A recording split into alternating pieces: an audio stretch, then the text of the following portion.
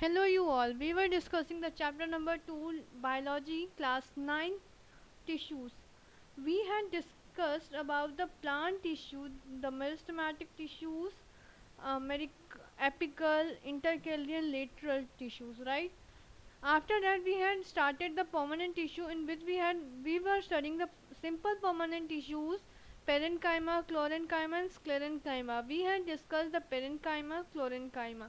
Now we have to study about the sclerenchyma. Before proceeding, I would like to recall the parenchyma, chlorenchyma and then sclerenchyma. This will help you to understand the basic difference between all three, right?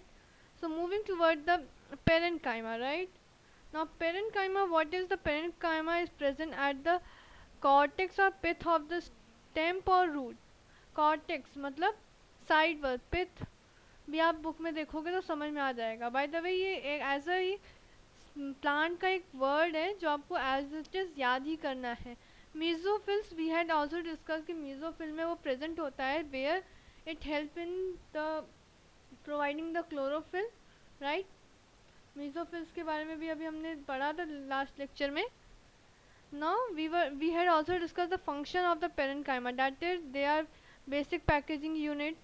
They store the food, right, the storage of water and nutrient in the stem and root. And this is the structure of parenchyma. There are several spaces between them, right. Also there are type of parenchyma, that is chlorenchyma and erenchyma. Chlorenchyma means chlorophyll, where chloro means chlorophyll, and the parenchyma consisting of the chlorophyll is known as chlorenchyma, where it help in the synthesizing of food, right.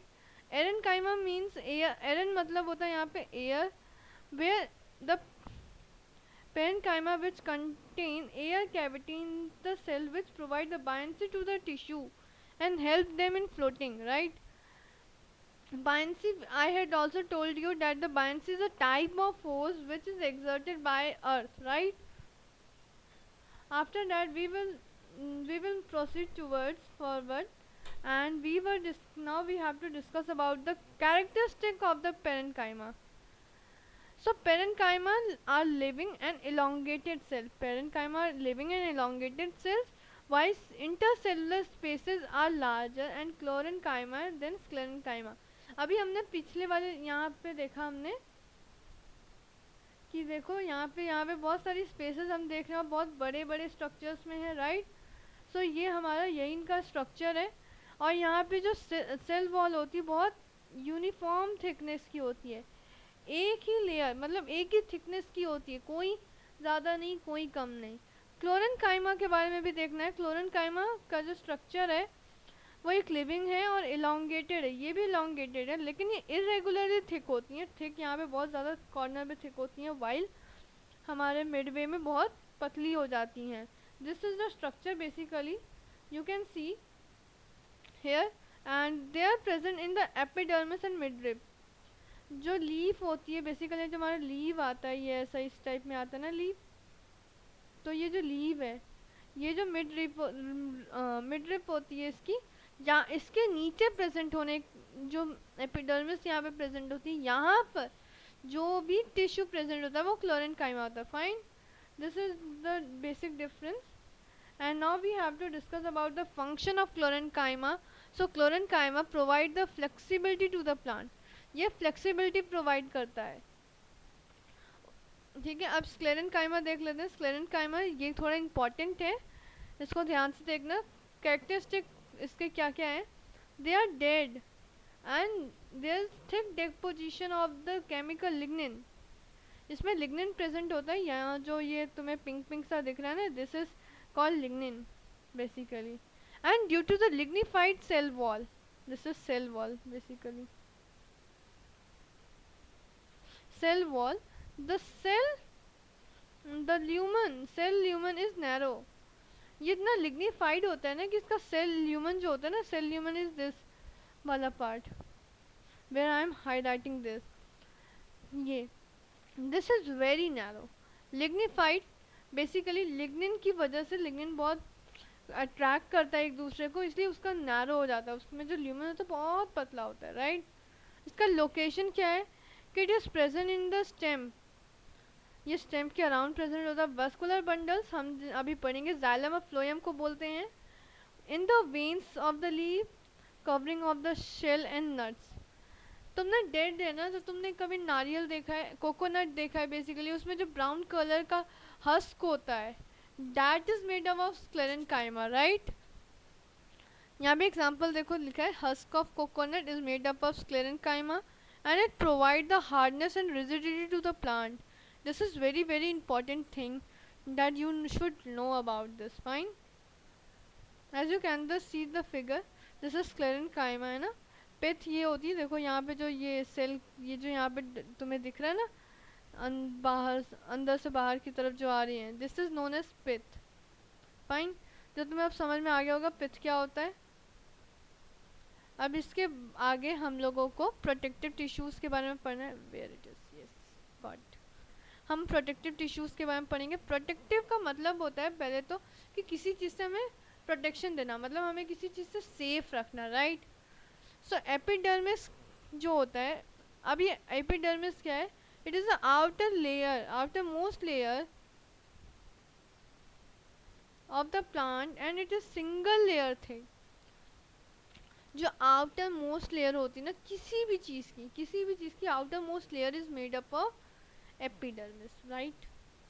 और अब epidermis जो होता है, इसी से हमें बहुत सारी हेल्प मिलती है। अब देखो एपिडर्मिस क्या क्या हेल्प करता है। तो सबसे पहले हम डेजर्ट फॉरेस्ट, डेजर्ट प्लांट की बात करते हैं। यहाँ पे डेजर्ट है बेसिकली, ये ERT आना था, कोई नहीं। इसमें कुछ एडाप्टिव फीचर्स होते हैं। यहाँ पे एपिडर्मिस होता है ना, ये सिंगल लेयर थिक है ना यहाँ पे, लेकिन यहाँ पर जब हम डेजर्ट फॉरेस्ट की बात करते हैं तो ये सेवरल लेयर थिक हो जाता है। वही यहाँ पे डेपोजिशन जो होता है केमिकल, यहाँ पे क्यूटिन जो होता है केमिकल है, इसका हमें डेपोजिशन मिलता है। यहाँ पे आउटर मोस्ट लेयर जो है, इसकी वजह से अब देखो क्या होता है ना कि हम कभी भी डेजर्ट एरिया में चले जाएंगे तो बहुत ज़्यादा ह्यूमिडिटी होती है, बहुत ज़्यादा हॉटनेस होता है, राइट। इतना ज़्यादा हॉटनेस होता है कि वाटर अगर नहीं सेव किया जाएगा वहाँ पे तो बारिश भी नहीं होती है। As we know, we had also studied in the geography that in the arid area there is very less amount of rainfall, right. बहुत कम होता है। जब वहाँ पे इतना कम है तो आपको वाटर भी नहीं मिल रहा है एरिड एरिया में, वहाँ का सॉइल स्ट्रक्चर भी अच्छा नहीं है।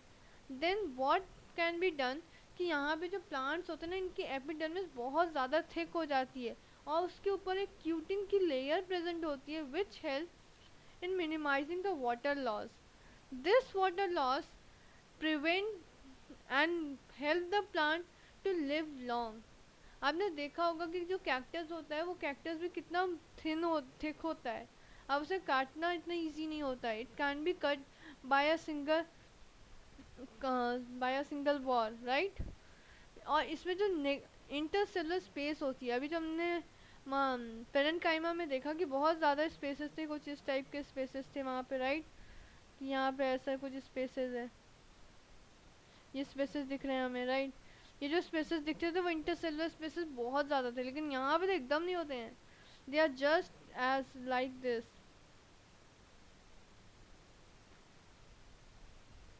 कुछ ही इस टाइप में होते हैं। Fine, they are look like this. Now we have to move further. Now what is the role of cutin in the desert plant? Why I had written dense. The epidermis help the plant help the plant or give the some kind of features that are they help in giving the mechanical support, water loss and invasion of pathogen. हमें ये mechanical support बहुत अच्छा देता है, जब water loss से भी बचाता है और पाइथोजन से भी बचाता है। भाई पाइथोजन तभी तो आएगा जब तुम्हारी सिंगल लेयर, जहाँ पे मल्टीपल लेयर एक ही चीज़ की बनी है तो पाइथोजन की एंट्री नहीं हो पाएगी। Pathogen is type of insect which cause harm to us, anything that you can understand, but I think you all should know about this. Now moving toward the epidermis of root. This is very important. Epidermis of root जो होता है, देखो root में हमने देखा था कि root में बहुत सारे रूट हेयर्स प्रेजेंट होते हैं, जिसकी वजह से सरफेस बेटर एब्जॉर्प्शन होता है किसी भी चीज़ का। भाई जितना ज़्यादा सरफेस इंक्रीज करोगे उतना बेटर एब्जॉर्प्शन होगा, राइट। रूट हमारे वाटर को एब्जॉर्ब कर देता है। एपिडर्मिस ऑफ रूट जो होता है बहुत ज़्यादा हाई होता है, मतलब यूँ कह लीजिए बहुत ज़्यादा एडवांस या बहुत ज़्यादा मॉडिफाइड होता है। that have the some root hairs which help in better absorption of food, better absorption of water, while epidermis of leaf जो है यहाँ पे क्या प्रोवाइड करता है, there are numerous pores।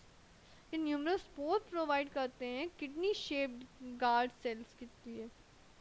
अभी सोचेंगे ये क्या बोल रहे हैं, ये देखो यहाँ पे शेप देखो, ये किडनी शेप गार्ड सेल्स है, राइट। यही न्यूमरस पोर्स जो होते हैं, इन्हीं न्यूमरस पोर्स के अराउंड हमारे kidney shape guard cell present होते हैं, और इन्हीं गार्ड सेल के श्रिंकिंग और स्वेलिंग की वजह से closing and opening of stomata हम देखते हैं। अब देखो जैसे हमारे ये तुम गार्ड सेल के स्पेस देख रहे हो, अगर ये स्वेलअप हो जाए तो ये थोड़ा बढ़ेगा और ये भी थोड़ा बढ़ेगा, तो ये क्लोज हो जाएगी, और जितना ये श्रिंक हो जाएगा, जितना पीछे की तरफ जाएगा उतना ये जा पाएगी, राइट। तो swollen guard cell help in open stomata and shrinking help in closing the stomata, right. इसका फंक्शन बहुत इंपॉर्टेंट है कि देखो स्टोमेटा का फंक्शन है, ये बेसिकली स्टोमेटा के लिए हमने न्यूमरस पोर्स किसे कहते हैं, स्टोमेटा को कहते हैं, राइट। सो मेक श्योर यहाँ पे स्टोमेटा के लिए हम बात करें, आपको पता होना चाहिए ना। फंक्शन क्या है कि exchanges of gases take place. यहाँ पे हम एक्सचेंजेस ऑफ गैसेस देखते हैं, ऑक्सीजन है, कार्बन डाइऑक्साइड। ट्रांसपिरेशन क्या है, what is transpiration, it is loss of water in the form of vapour. हम ट्रांसपिरेशन देखा होगा, जनरली सुना होगा कि हमारे प्लांट जो होता है जब एक्स्ट्रा वाटर होता है तो उसको वेपर के फॉर्म में निकाल देते हैं, तो ये काम भी तो हम स्टोमेटा के थ्रू ही करते हैं, यस। तो यही काम हम स्टोमेटा के थ्रू करते हैं। ये देखो, ये जो लाइनिंग आपको दिख रही है ना, ये एपिडर्मिस की लाइनिंग होती है, और ये एपिडर्मिस की लाइन, और ये वाला जो पोर्शन है basically this is epidermal cell. Now moving toward the next, that is cork. अभी तक हमने जो बात की थी वो प्राइमरी मेरिस्टम की बात कर रहे थे, अब हम सेकेंडरी मेरिस्टम के बारे में थोड़ा सा बात कर लेते हैं कि what is secondary meristem. Secondary meristem को हम कॉर्क कहते हैं, ठीक है। It is the form of bark of trees when the secondary meristem divide and get accumulated below the epidermis. Ultimately it result in rupturing of the epidermis and it is now called as cork। क्या होता है कि हमारे जो plants होते हैं ना, कभी कभी क्या होता है कि बहुत ज़्यादा, आपने देखा होगा कि एपिडर्मिस के नीचे बहुत ज़्यादा वो अपना लेयर बनाते जाते हैं। सेकेंडरी मेरिस्टम हम क्या कहते हैं, सेकेंडरी मेरिस्टम बेसिकली हमारे परमानेंट टिश्यूज़ होते हैं। जब हमारे प्राइमरी मतलब कह लो कि सिंपल, जो हमारे सिंपल मेरिस्टम होते हैं, दे आर सिंपल मेरिस्टम क्या होता है कि वो बहुत ज़्यादा रैपिड डिवीजन करते हैं। रैपिड डिवीजन के बाद उनका क्या होता है कि वो इतना ज़्यादा एक्यूमुलेशन हो जाता है, एक तो एपिडर्मिस की लेयर होती है, इतना ज़्यादा एक्यूमुलेशन हो जाता है कि एपिडर्मिस की लेयर रप्चर हो जाती है, जिसकी वजह से वो बाहर आ जाते हैं, और जब वो बाहर आ जाते हैं तो वो अब उन्हें एयर भी मिल रहा तो वो डेड होने शुरू होते हैं, और जब डेड होते हैं तो वो कॉर्क बन जाते हैं। आपने ट्रीज के बाहर देखा होगा कि उसमें कुछ बाग जैसा दिखाई देता है, that is known as cork basically, ठीक है। Now what is the characteristic of cork, cell of the cork are very tightly packed, ठीक है। There is no intercellular spaces, they consist of chemical suberin, और ये जो suberin है जिनके पास ना सुबेरिन केमिकल होता है, दैट हेल्प कि वो हमें गैसेस और वाटर को अंदर आने से रोकता है।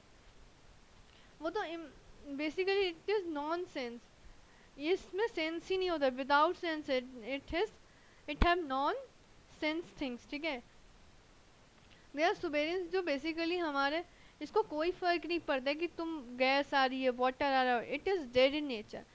Those are dead in nature, they are lost their sense or they have lost their ability to recognize what is going inside and outside. As similar, we had studied about the cell wall, right?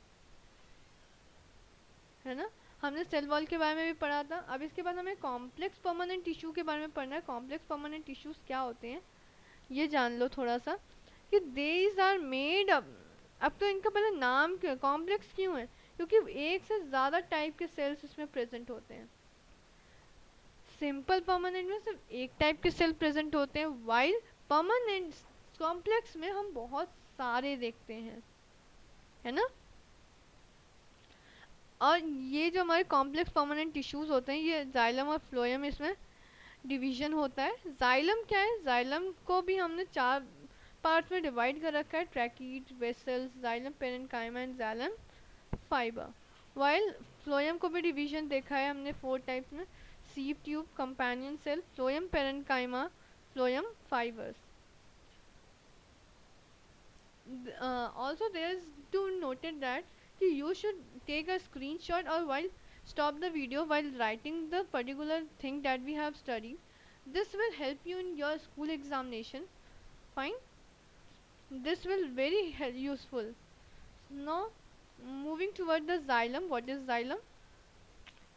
It is in the transportation of water and minerals. अब क्या है कि help करता है transportation of waters and mineral में, बहुत help करेगा. अब मिनरल्स कैसे हो सकते हैं, sodium plus, potassium plus, calcium plus 2+, magnesium 2+, chlorine 2+, chlorine negative होता है राइट, Fe2+.